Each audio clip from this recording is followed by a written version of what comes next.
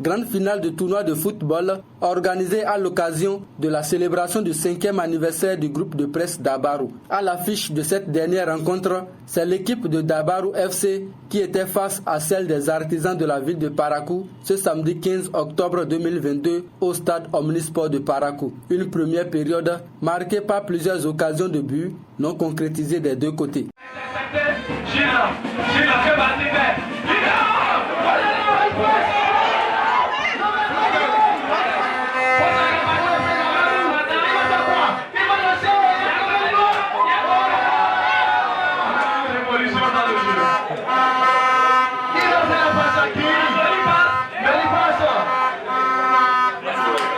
Du retour des vestiaires et face au géant trophée, les 22 acteurs présents sur le rectangle vert ont véritablement mouillé le maillot avec une légère domination des artisans. Mais le score est resté nul et vierge au terme du temps réglementaire. Il aura fallu les séances fatidiques des tirs au but pour départager les deux finalistes de ce tournoi.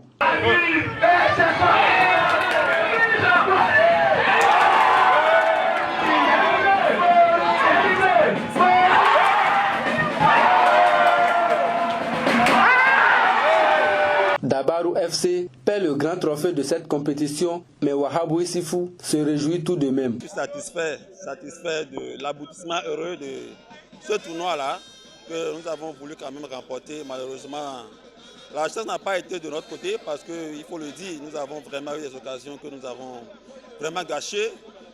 Dans les scènes des tirs au but, nos joueurs n'ont pas pu être précis dans leur tir. C'est une revanche pour l'équipe championne de ce tournoi qui avait été battue par Dabaru FC en demi-finale. C'est un défi lancé parce que lors du troisième match, ils ont eu à nous gagner 2-1 et nous on a dit qu'on les attend pour la finale et ça paye. Donc c'est le travail qui paie. Le président directeur général de l'entreprise de presse et de communication Boxal se réjouit de l'ambiance qui a prévalu dans les gradins et sur le rectangle vert tout au long de ce tournoi. Aujourd'hui, nous sommes arrivés, et dans l'histoire des médias au Bénin, nous sommes arrivés à faire jouer ensemble les bouchers. Nous sommes arrivés à faire jouer les bouchers avec les émigrants, les artisans et les journalistes. Je pense que c'est ce qu'on gagne à travers ce tournoi.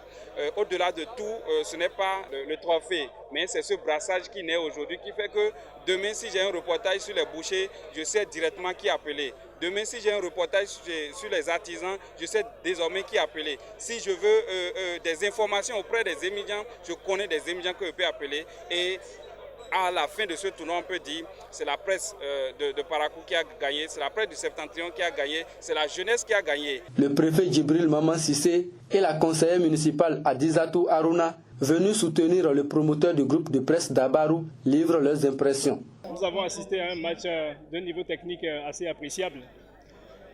Juste que les deux équipes ont manqué vraiment de réalisme. Déjà, il faut noter que nous n'avons pas enregistré beaucoup d'occasions.